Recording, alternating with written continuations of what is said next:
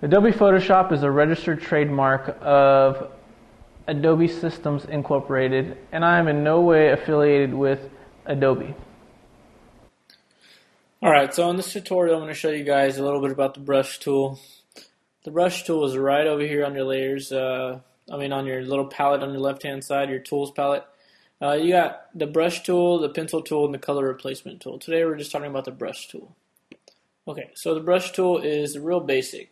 Whatever color you have picked down here, and we can do whatever color you want. We can do purple or blue or whatever.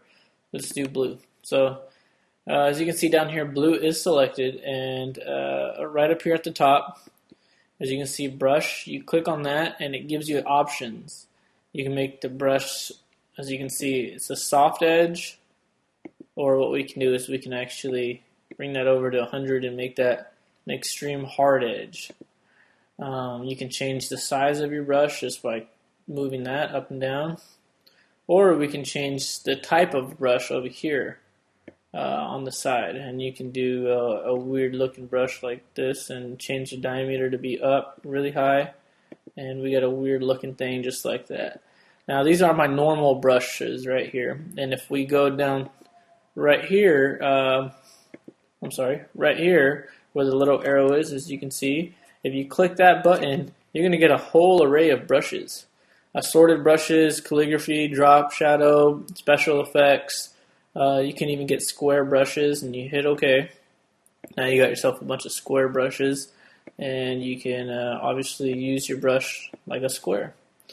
Now you can also change the opacity of your brush, and what I want to do is actually go back. So just hit reset brushes to go back to your original brushes. And I want to use a brush like this, but I want to bring down my hardness to 0 and bring up my diameter to a little bit bigger. And also there's a shortcut. The left and right brackets will actually make our brush a little bit bigger. If we just click on it, and left bracket goes down, right bracket goes up. You can change the opacity to, say for instance, we want a 50% opacity. It's going to give us a lighter brush.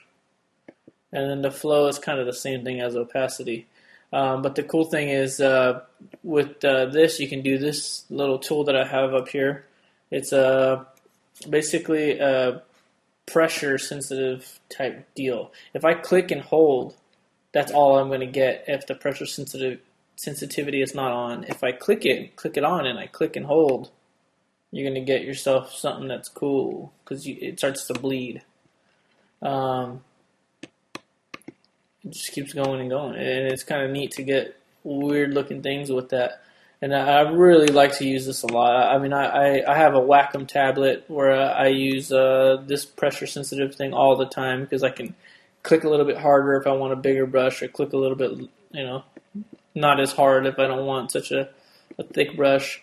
And this is just using the brush tool and the basics of it. Thanks for listening.